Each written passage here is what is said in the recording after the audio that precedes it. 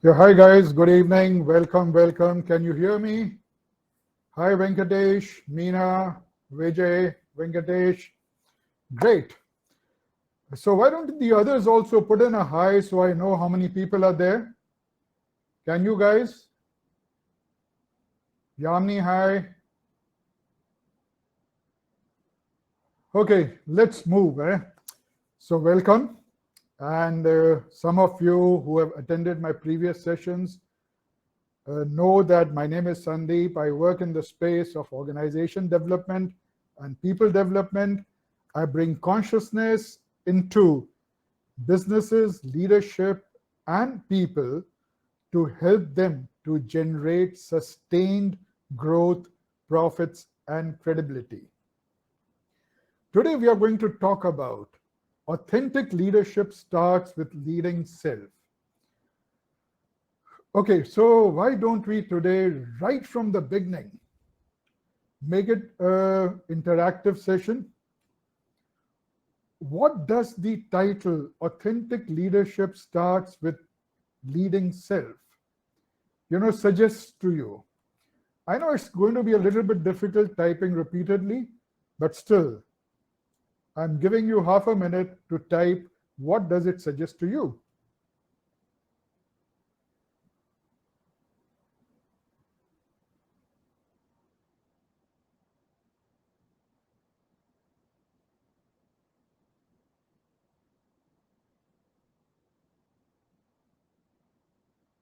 Well, Meena says, how can we lead our teams better and be who we are while doing that? Brilliant, Meena.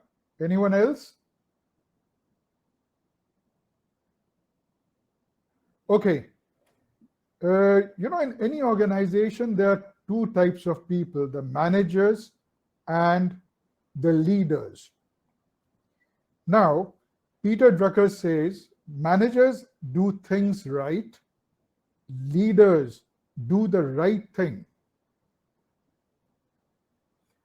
And Steve Jobs goes a step further and says managers get people to do those things which they do not want to do, and leaders persuade people to do things which people believe they cannot do. A subtle difference between the manager and the leader, but at the same time, a big, big difference. While the manager is making people do things which people don't want to do, the leader is motivating them, inspiring them, persuading them to do things which they believed that they cannot do. So, would you like to work under a manager or a leader?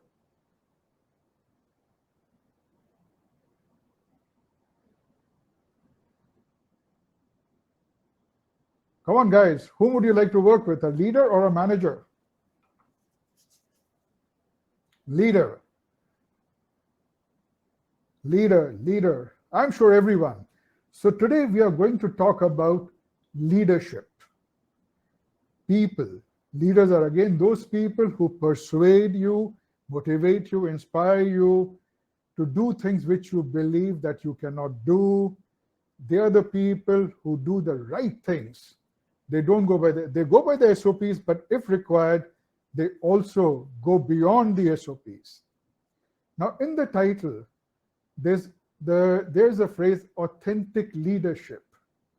Now, what is this authentic leadership? After all, leaders are all alike, and all of them have common traits such as they're people focused, they motivate, they inspire, they take care of their teams, they help, they mentor. All the leaders do. So, what is this authentic leadership? Any guesses?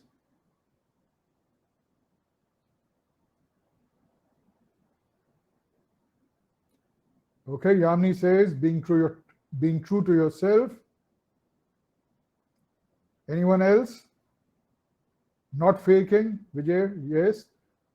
Honesty, brilliant. Okay, leaderships are of various types and styles.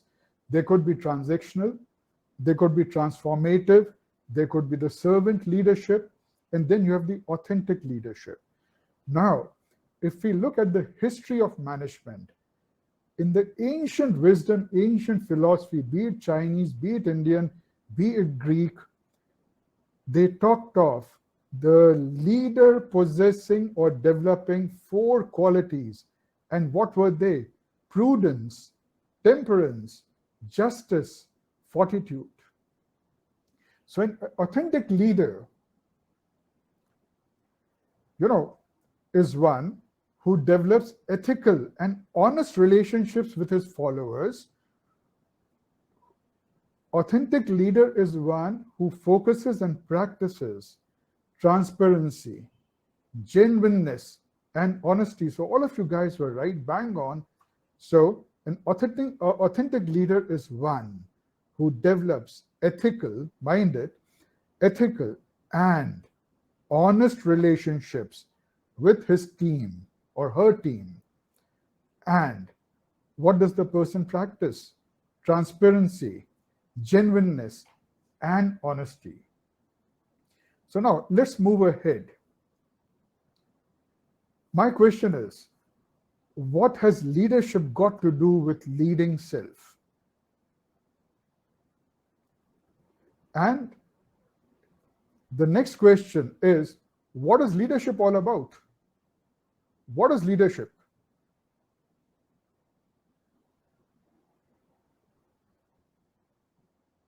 Empowering your team to be the best version of themselves? Yes.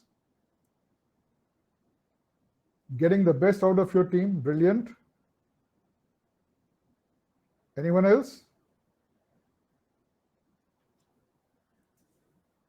Okay, let me tell you, Colin Powell gives a simple and a beautiful definition, very simple.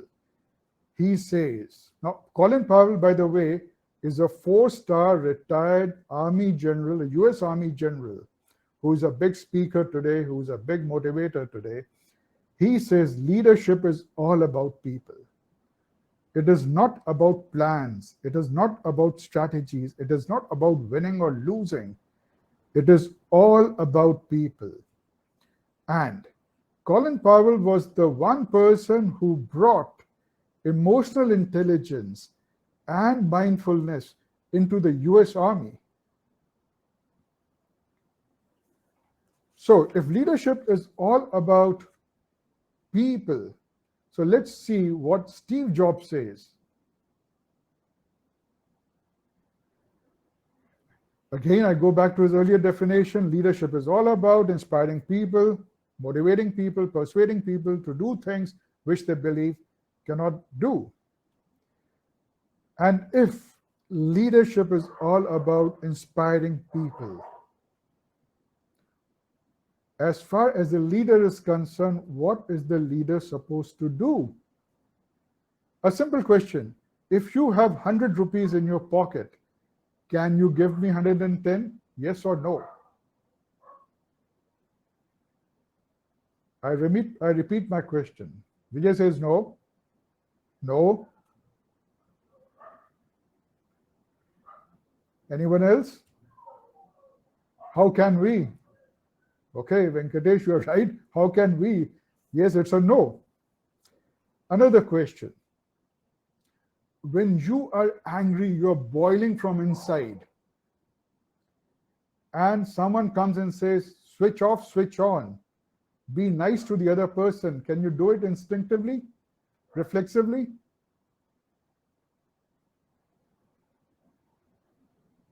You're boiling from inside, angry. You're angry from inside, you are boiling.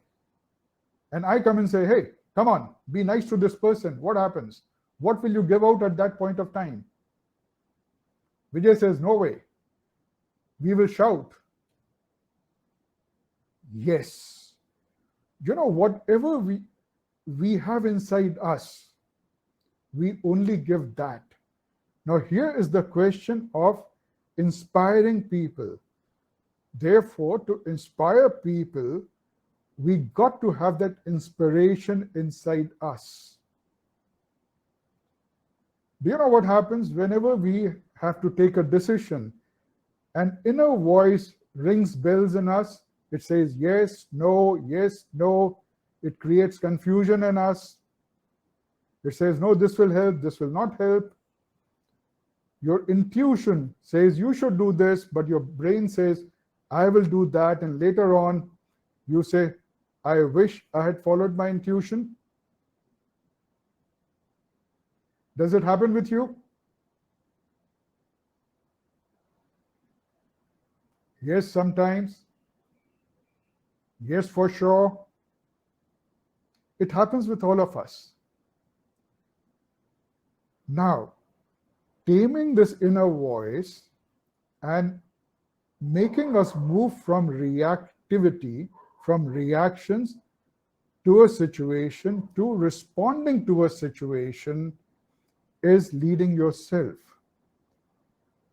And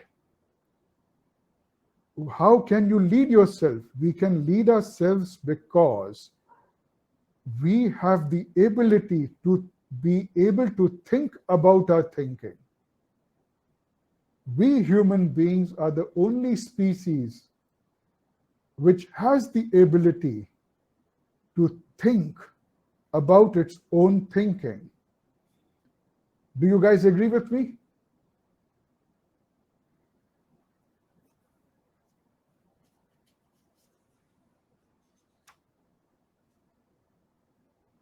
Okay?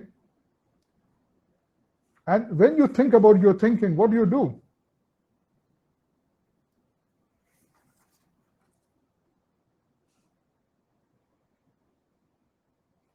I try to meditate sometimes, sir. Brilliant, Yamni. What else do you do? How do you try to move from reactivity? And reactivity, a number of times, reactivity is driven by your past experiences, is driven by your gains and losses of the past, is driven by your perceptions. And there are a number of factors.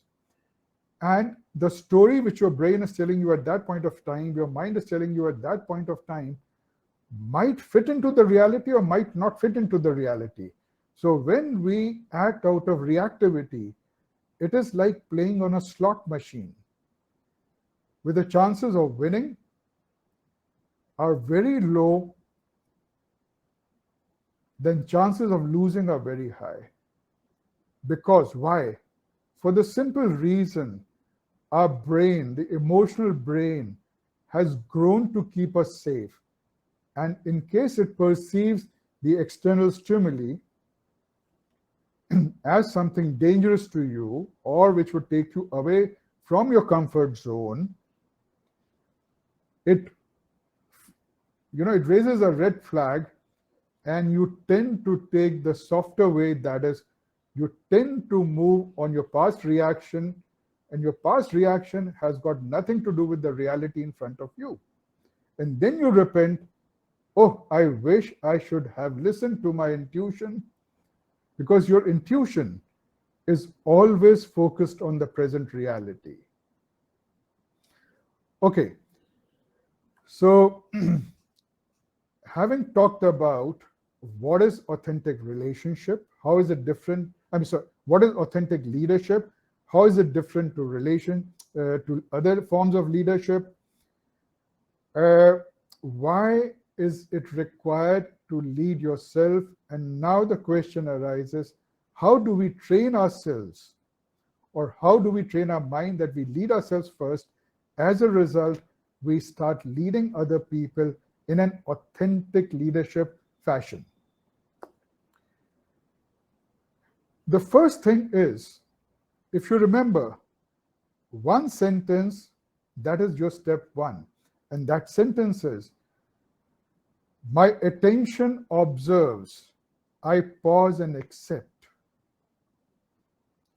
My attention observes, I pause and accept. There are 4 words in it: attention, observation, pause, and acceptance. Attention. Without attention, we cannot do anything, we can't even think. And our attention is loves to be either in the past or in the future. Does it happen with all of you? You are working and all of a sudden you'll go to the past or the future. Your attention wanders a number of times. Future, yes. It goes to the past, starts restructuring things, past mistakes all the time. Think about embarrassing moments. Yes, again, it's going to the past. Thinking about, okay, brilliant. Now, this is very normal and natural. And Harvard research suggests that 50% of times our attention is not with us, is just not with us. Now, let's assume our lifespan is 75 years. 8 hours a day, which is 1/3, you spend time in sleeping, nature's call, etc., etc. So out of 75 years, 25 years go away. Balance, you are left with 50 years. And if 50% time, your attention is not there, it is outside your body, which means you are non-productive, which means 50% of the time in your lifespan, you land up wasting 25 years. It is simple mathematics based on research. So now let me give you a small tool which will help you to focus your attention. Now let us do this exercise for 2 minutes, just 2 minutes. Close your eyes. Take a few deep breaths.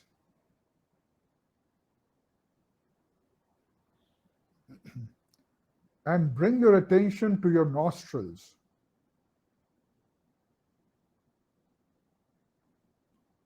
Allow your attention to ride the in-breath, and with the in-breath go inside the body, and with the out-breath come outside the body. Your job is to just focus on the sensation of the in-breath, and your attention goes inside the body with your breath and comes out of your body with your breath. In between, you should not be surprised if your attention wanders away. Some thoughts start coming in, and when the thoughts start coming in, you go to a different zone. The moment you realize, just bring back your attention as if nothing has happened, and bring it back with love, no self-criticism. Okay, guys? So let's start. Your time starts now. We'll just do it for 2 minutes.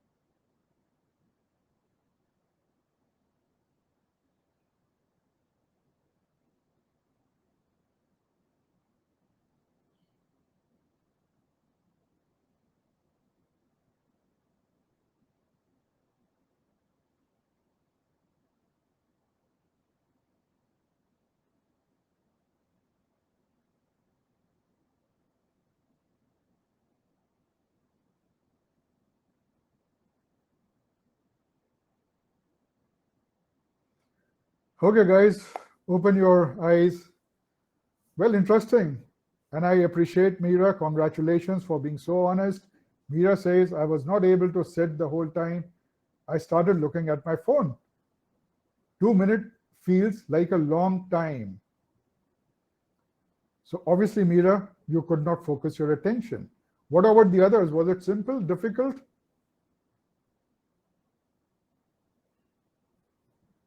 It was tough, sir, Venkatesh says. What about the others? We have others also. Lot of thoughts and ideas, but I tried to focus on my breathing. It was relaxing, okay? Yamini, do you meditate?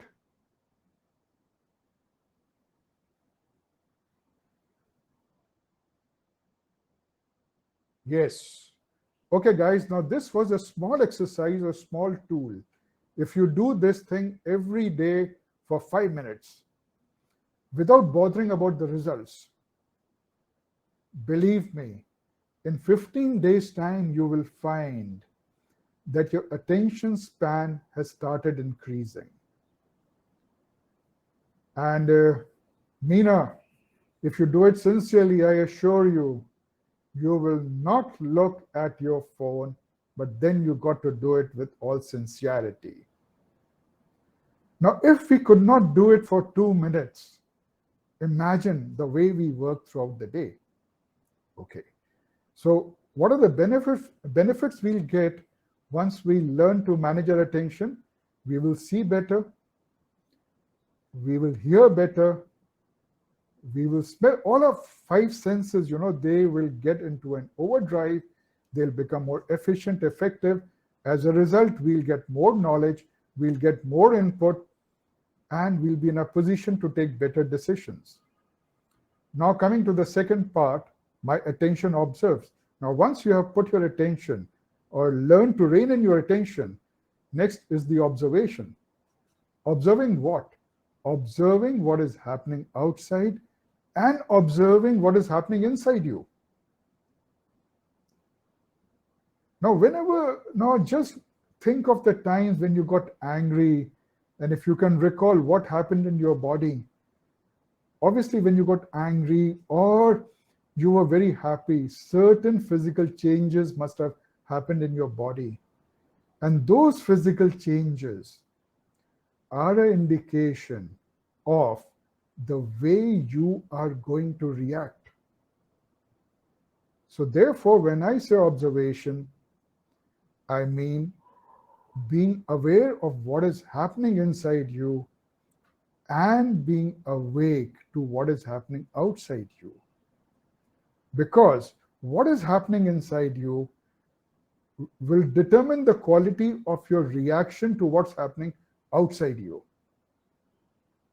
And this very exercise, the 5 minutes exercise, which I gave you, will help you to also observe what is happening inside you. Now, once you have learned to observe what is happening inside you, the next step is pause. There are two parts to our brain, the emotional brain and the prefrontal cortex. The stimulus or the stimuli from outside reaches our emotional brain much faster than it reaches our prefrontal cortex. That's our decision-making brain. Our emotional brain only knows one thing: how do I keep my master safe? And it functions on the basis of past experiences.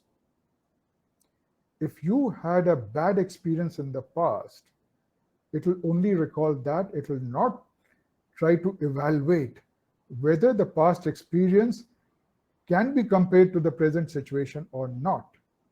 So pause is just taking a step back, intentionally and mindfully, and allowing the stimulus to reach your prefrontal cortex, that is the decision-making brain. And once the decision-making brain takes over, then you do not react, you respond. And the last thing is acceptance. You know, if we look into ourselves, we'll find that all of us have got a habit to accept reality with riders, with explanations, with excuses. Let's take the case. I have failed in the exam. The truth is, I have failed, or I have messed up some job. The reality is, I have messed up. But how do we communicate to ourselves?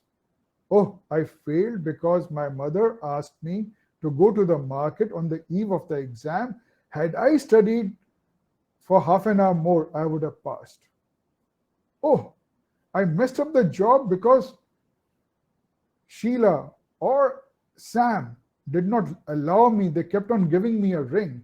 So, what are you doing?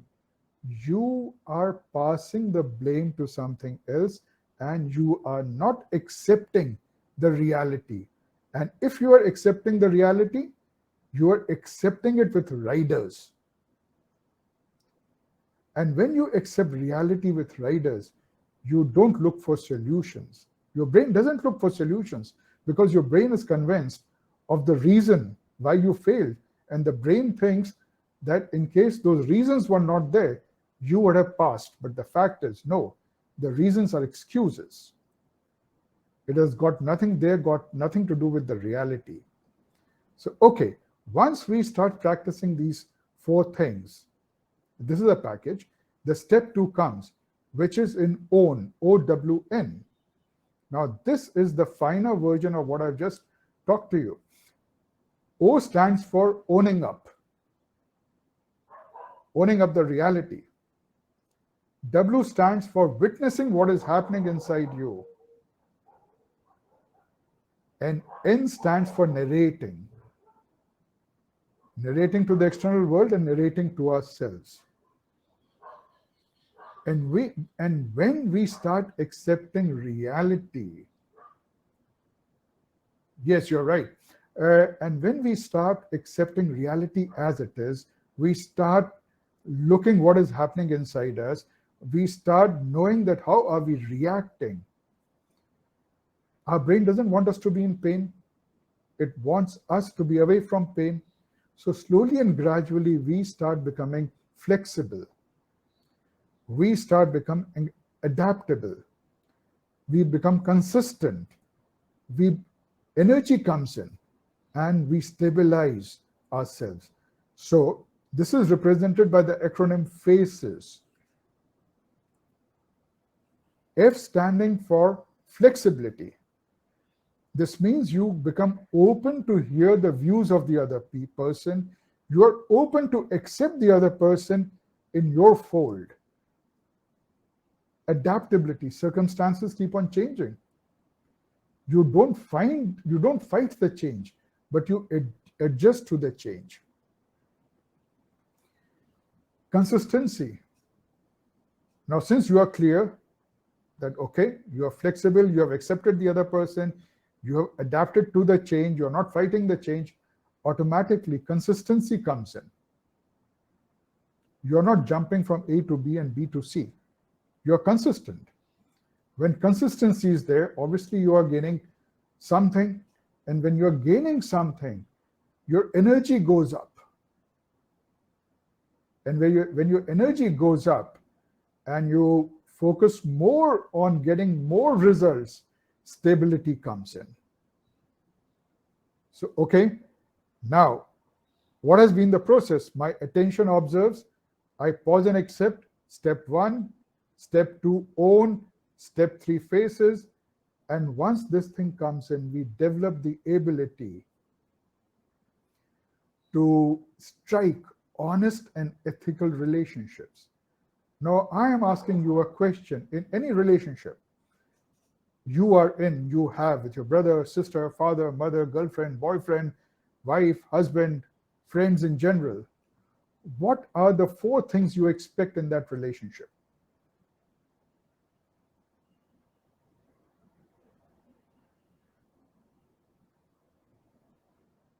Four things which you expect in that relationship. Would anyone like to take a try?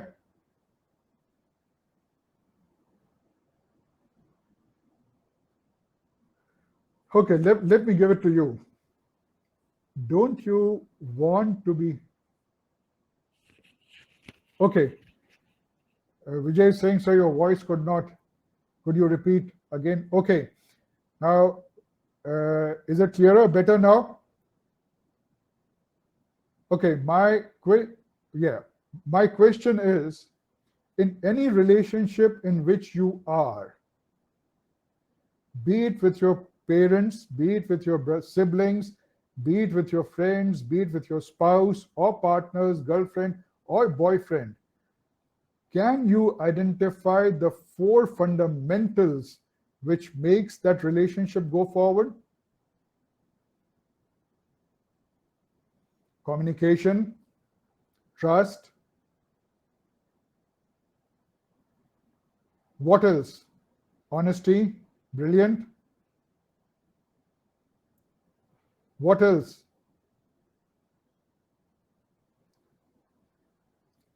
Okay, let me go a layer deeper than all these things. A layer deeper, the bedrock of a relationship. Don't you want to be seen by the other person as you are? Yes or no?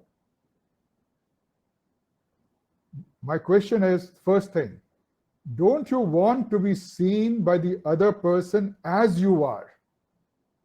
Yes, for sure. Brilliant. So the first thing is see. See the other person as they are.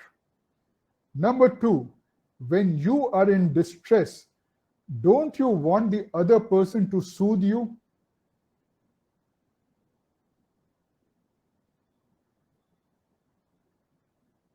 You are in distress. I'm your friend. You come to me. What is your expectation at that point of time? That I help you to get out of distress, which means I soothe you. Yes, for someone to listen. Brilliant, because when they listen and you bring it out, so it's got a very calming and a soothing effect on you. Third is feel safe. Don't you want your partner, your friend, or the other person to be non-judgmental so you could share your heart out, you could pour out your heart? And if the person becomes judgmental, or you fear that the person would be judgmental, do you feel safe with the person? Obviously not. So we have got three things now. See the other person as the person is, soothe the other person when in distress, safe, make the other person feel safe that you are not judging the other person, and the last is secure. Give the feeling to the other person of security that you will not harm the person physically. And when these four things are there, that is see, soothe, safe, and secure in a relationship, love, respect, stability, honesty, trust, sharing, caring, everything automatically comes in. So these four factors, which I call the four S's of a relationship, help you to develop honest and genuine relationships. And when you develop honest and genuine relationships, you become the motivator, you become the inspirer, and you become the influencer in the other person's life. And your motto becomes care and share. So an authentic leader's motto is care and share. So with this, I complete my interaction with you. Now guys, I'm there for questions. Whatever questions you have, please put up in the chat box, and I'll try to answer it to the best of my ability.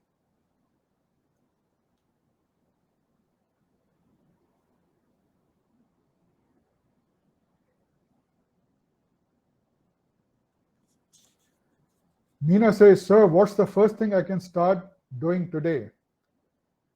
Meena, the first thing you can start doing today is you can start doing that 5 minutes breathing exercise. It will help you in three ways.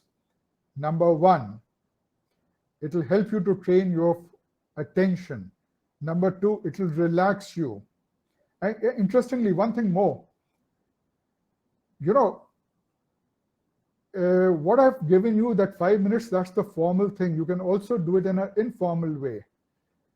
When you get up in the morning and you go and brush your teeth, focus on brushing. That's all for 2 minutes. When you have a bath, focus on the water falling on your body. Don't think of anything else. The idea is not meditating. The idea is telling our brain that, hey, brain, hey, attention, I am superior, you are under me, obey me. So that is the first thing. And the second thing, you got to be intentional and mindful. Nachiket, you say, could you share some good books to learn more from? What do you want to learn, Nachiket?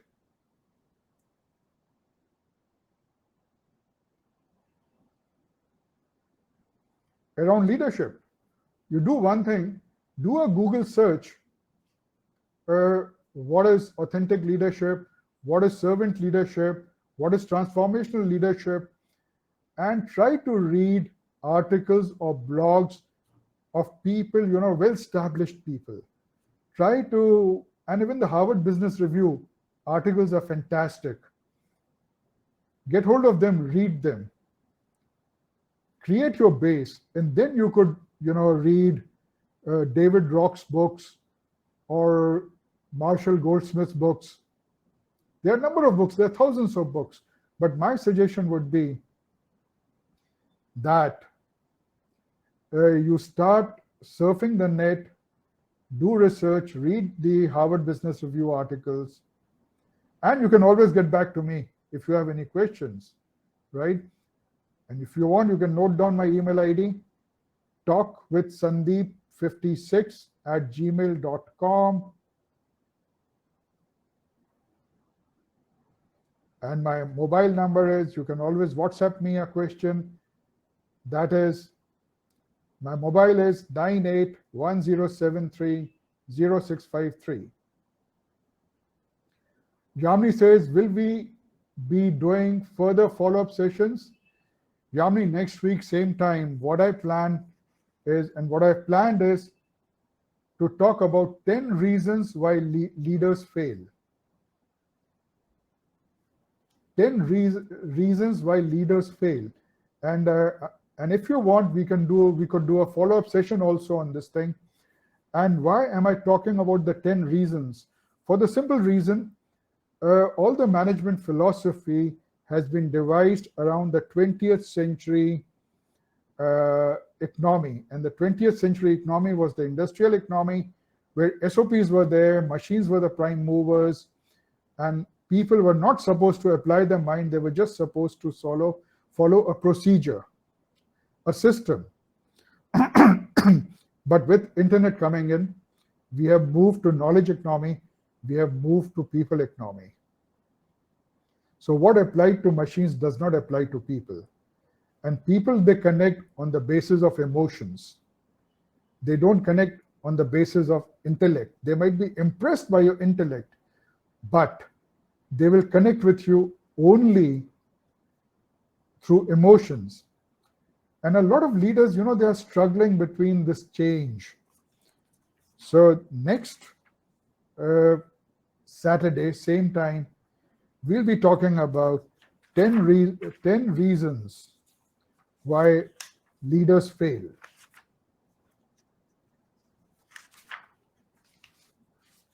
Okay, anything else? Okay, guys, so quickly type in, what is one take home you're carrying today?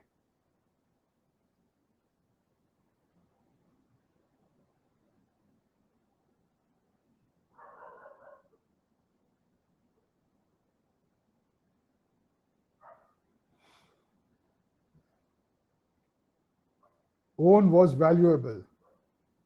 Own, witness, narrate.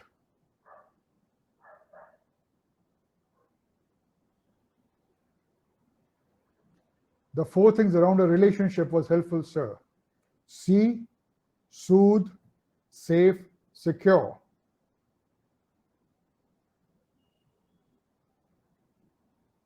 Anyone else?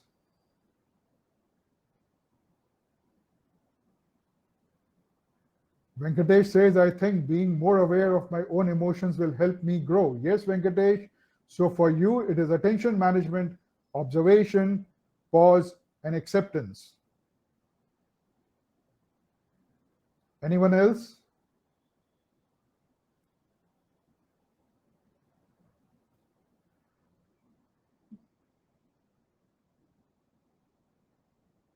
Same as me, I'm going to try meditation for sure.